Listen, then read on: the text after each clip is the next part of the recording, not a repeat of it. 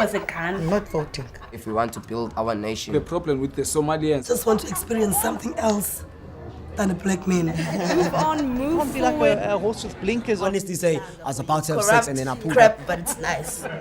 My name is Sipokuhle Sikota. I'm a student at CPUT, Mobile Campus. I'm a third-year student in education. I stay in St. Peter's Observatory. I'm St. Peter's residence. I'm from Kraaifontein. Hi, I'm Naledi Njavane. I'm a student at CPUT. I'm a fourth-year student doing teaching, and I live in Fishhook. I'm Marvin. I'm a third-year student at CPUT studying education, and I'm specializing in CAT and economics. Hi, I'm Zandile. I'm from Ekailicha. I'm doing fourth-year teaching CPUT Mobile Campus. Hi, I'm Nolwe Tupusakwe. I'm doing fourth-year education foundation phase. I live in Westlake, Etukai. Hello, my name is Olwe Tumankai. I'm doing fourth year education. I stay off campus at Crossroads. Without going politically, I think that is one of the grandkids we got of the apartheid. Our parents wake up every day to provide. Their thought is not to necessarily provide that support because they need to put food on the table. Exactly. So I wake up, my mom wakes up 4 o'clock. You know 4 o'clock, it's still dark in the township, literally. And she leaves 5 o'clock for work. She's gonna come 7 o'clock late in the afternoon. Not even afternoon, it's evening. See, so she comes that time. She doesn't have enough time to attend to all of her 5 kids. That's the legacy of apartheid, that we live off our hands. From hand to mouth, from hand to mouth. So there's no time to necessarily nurture.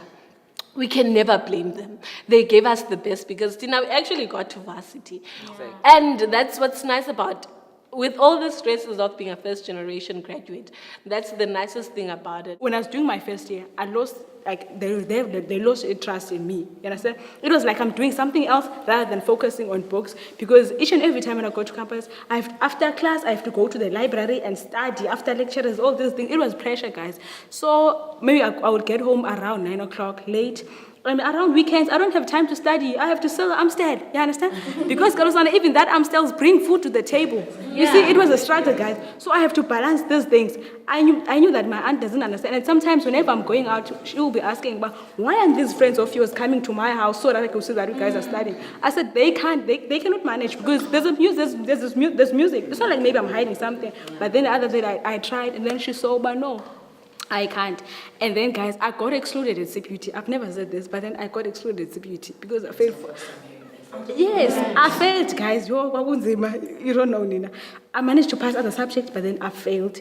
I failed 3 subjects when I was doing somatology, you know. And then I was in Mossel Bay. So you remember my address. That's why you joined the struggle. Yes. I had 2 addresses, man. So here from Cape Town, other one from Mossel Bay. So whenever they get results, this is like a brown envelope. At Mossel Bay, you see. So and then I think Zafika kwaku brother mumdala, and then he said, "What nomdade nazi results zakho." But he never came to me and then gave me the letter, all the way to take your results and then tell me, did you pass or not? When I got, they said, no, failing. I'm like, go get happy. Because it would have been better if ever he gave me money, if ever he gave me money for transport, if ever he checked me, okay, am I okay? Because sometimes I'll break, but God, why am I doing this thing to myself? Because if ever I just sit at home, maybe something bad would happen. Let me just continue going, you understand? That's why I decided but to. Yes, sometimes I feel that even if Abazali Betu gave us a support, we would have met some of these challenges along the way. Yeah. Because coming back to what you said about you felt, I was doing 6 modules at first year management. Do you know about how many subjects I managed to pass? I only passed 2. E-communication. Obviously, communication, I would pass it because I'm not a deep level mouth, you know me. So I would pass the communication, you understand? So going back to Abazali Betu and saying, no, you did not support me enough. They want to, but they can't. How? Because they don't know how to, because they've never been in this position, you understand, where they have to sit down and talk about education and varsity life. I know I don't want to work all of my life, and I know I don't want to live like my parents from hand to mouth, but I know with this degree, I can actually get paid. And with this money, it's not gonna just end up here. I'm gonna be able to save for my kids, for my grandkids, to build a legacy. I have enough information to actually know it's not enough to be employed. You need to create your own opportunities. You need to work for other people. It's not just your immediate family that depends on you. Your whole community is, because even if I come with a form from school and give it to another kid and then apply, I'll do everything for you after that. I don't need to give them money or anything. That's the legacy I'm going to leave. That's much bigger than myself. I think that's what we can appreciate from us being the first generation graduates. It's a lot of stress, I know, black tax and all, it's a lot, but it's gonna afford us a lot more than our parents actually got. And it brings me to tears to think of the things our parents have to go through literally to provide us with all of this. At some part, I feel like it's enough for now. So us, we have to work for the future. We have to. So we have to make things better than they were for them and for us, because we don't get that support emotionally. So whatever support we don't get emotionally, and for me it's weird because like I'm raised by a single dad, and it's like. It's weird because it's like, okay, you go to university, yeah, whatever. But then there are certain things he can't give me emotionally, especially when it has to do with parenting, because my dad is like, you're a grown woman now. You work through life, you'll find yourself. So yeah, I agree with you definitely, Zandile, that our parents did the best that they could. But then us, when we become parents, we need to definitely make sure that the mistakes that we think that our parents did, we have to make sure that we correct those, because we don't want to have a cycle and have our kids go through the same emotional and mental space that we went through, especially when you come to university. You have to be able to tell your children what to expect from university. Make sure that you're going to be there for your child emotionally, mentally, especially mentally, because you find that a lot of black kids are committing suicide when they get to university because we can't take the pressures at home and at school because we don't know this environment. This isn't what we used to. It's new. And Yazi, babes, coming to what you said about apartheid, I think Ndiamana were up, you understand? Because in most cases you'd find in university, like I don't mean to be racial or whatever, but you'd find that, like for instance, education, all black people are doing education. Like, Tina, we feel so small about ourselves to an extent where we can't go for bigger things. Like, you feel like, I cannot go study to be a doctor because I have to work, I have to provide, I have responsibility. And for us, Tina, we're not like those privileged people where you graduate, you buy yourself a car, buy yourself an apartment. No, you can't do that. When you graduate and your mom is waiting for you, like, so we need to fix that house. So you feel the pressure of having to say, I'm just going to study whatever that I can get so that I can get through and just get a job. We understand. Not thinking that, this is not what I want. In the long run, I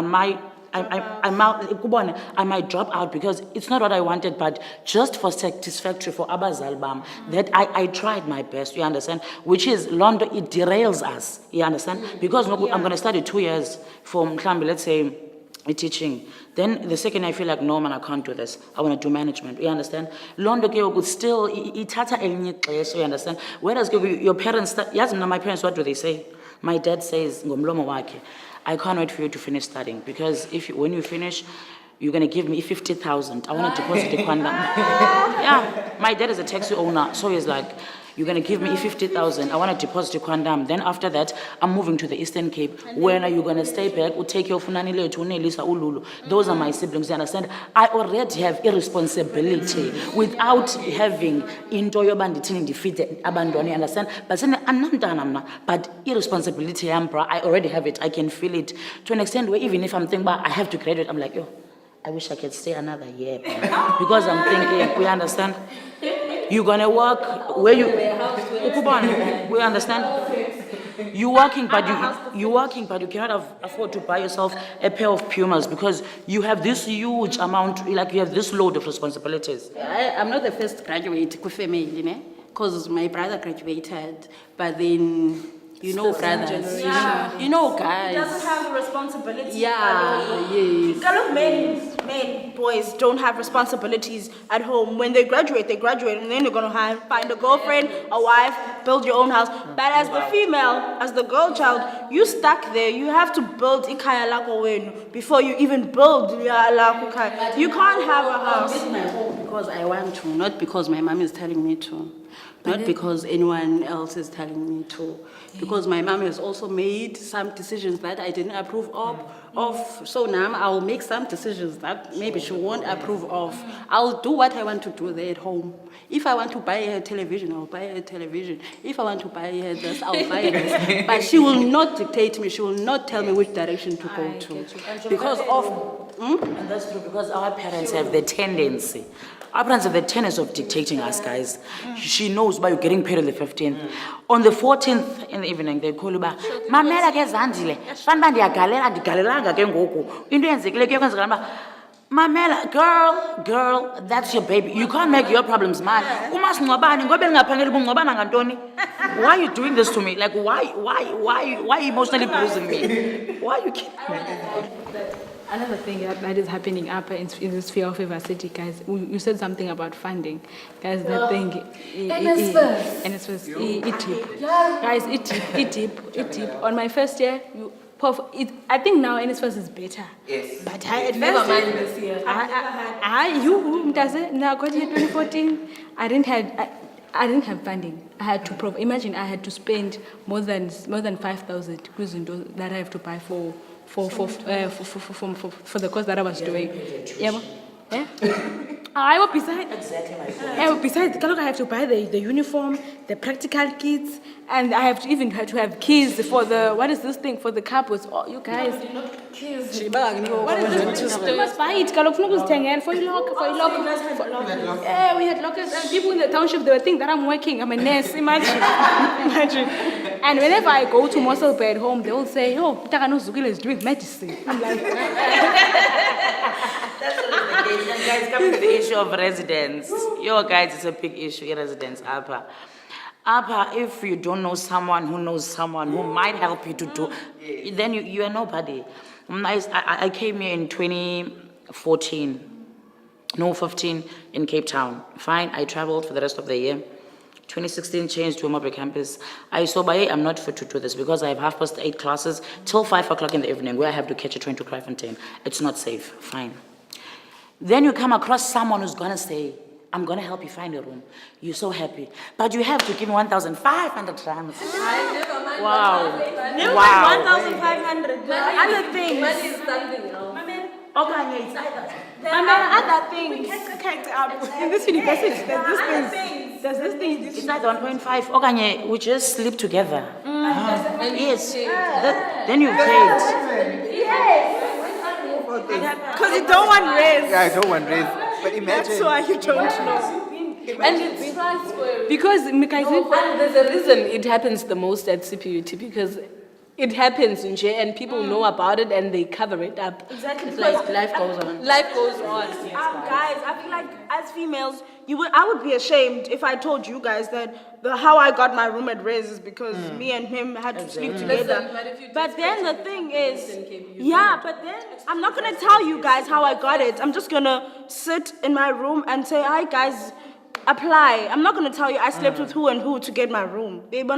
So that's why there's a hush thing about it, but we know. Exactly. But it's very hush. Especially first year guys. First years, because Bona, they're so gullible. You understand? Because they know nothing, Bona. They know nothing. Like, okay, the guy's gonna come. I know this is how we roll, Baba. We do things. If you don't do it, like, you understand? And Umdana is gonna do it because Galogian Akayaze. And who's a one of those who are in Bonezano, and I'm gonna come and be like, I was Hannah. I can't be wrong, most Windows. I want and I saw the you understand? That's always the case. Guys, I don't know. My dream is to touch lives, empower women, and make the country better. I